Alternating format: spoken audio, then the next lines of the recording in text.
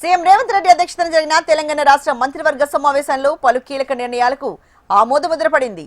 రాష్ట్ర సచివాలయంలో సుదీర్ఘంగా సాగిన ఈ భేటీలో ప్రధానంగా ప్రభుత్వోద్యోగుల సంక్షేమం, ఆరోగ్య భద్రతతో పాటు హైదరాబాద్ మహానగర అభివృద్ధి, భూ కేటాయింపులపై కేబినెట్ విస్తృతంగా చర్చించింది.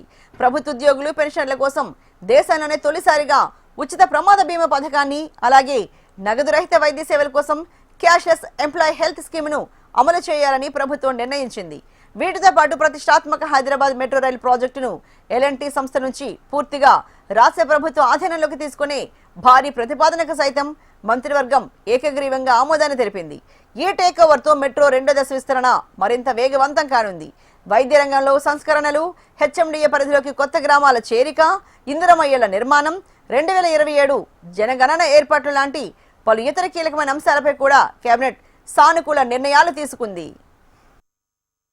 హైదరాబాద్ మెట్రో రైల్ ఆనాడు L&T కంపెనీ కాంగ్రెస్ ప్రభుత్వం అధికారంలో ఉన్నప్పుడు ఈ మెట్రో లైన్ కు శ్రీకారం చుట్టడం జరిగింది. ఫేజ్ 1 కింద 69 కిలోమీటర్లు L&T కంపెనీ టేక్ ఓవర్ చేసి డిలే అయినా కంప్లీట్ చేశారు. కానీ ఫేజ్ 2, ఫేజ్ 3 కి సంబంధించిన అంశాలు వచ్చినప్పుడు దాన్ని ఎక్స్టెన్షన్ చేయటానికి ఫేజ్ 1 లో మాకు వైబిలిటీ లేని కారణంగా ఫేజ్ 2, ఫేజ్ 3 ఎక్స్టెన్షన్ చేయలేము అని వాళ్ళు కరాఖండిగా చెప్పడం జరిగింది. తదుపరి ఈ హైదరాబాదు పట్టణం, ఈ మహానగరం దినదిన అభివృద్ధి ఎలా జరుగుతుందో మనకు తెలియంది కాదు.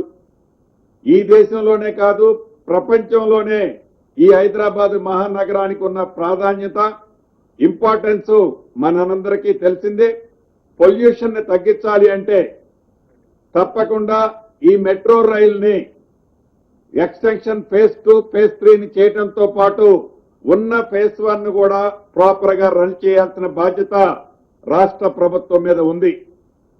దీన్ని దృష్టిలో పెట్టుకొని పరిపరి విధాలు ఆలోచించి కేంద్ర ప్రభుత్వాన్ని కూడా ఇన్వాల్వ్ చేయాలని, కేంద్ర ప్రభుత్వం షేర్ కూడా ఇన్వాల్వ్ చేపించాలని గౌరవ ముఖ్యమంత్రి గారు, సహచర డిప్యూటీ సీఎం గారు గాని మిగతా మంత్రులందరూ అనేక పర్యాయాలు చర్చించిన తర్వాత ఫేజ్ 1 ని రాష్ట్ర ప్రభుత్వం టేక్ ఓవర్ చేసి, ఈ టేక్ ఓవర్ చేసిన ఫేజ్ 1 తో పాటు ఫేజ్ 2, ఫేజ్ 3 కేంద్ర ప్రభుత్వం వాటాతో ఈ హైదరాబాదు మహానగరానికి మెట్రో రైల్ ని ఫుల్ ప్లెడ్జ్ లో చేయాలన్నది ఈ రోజు కేబినెట్ లో ఫేజ్ 1 ని L&T నుంచి టేక్ ఓవర్ చేసే కార్యక్రమాన్ని ఈ రోజు పూర్తి చేయడం జరిగింది.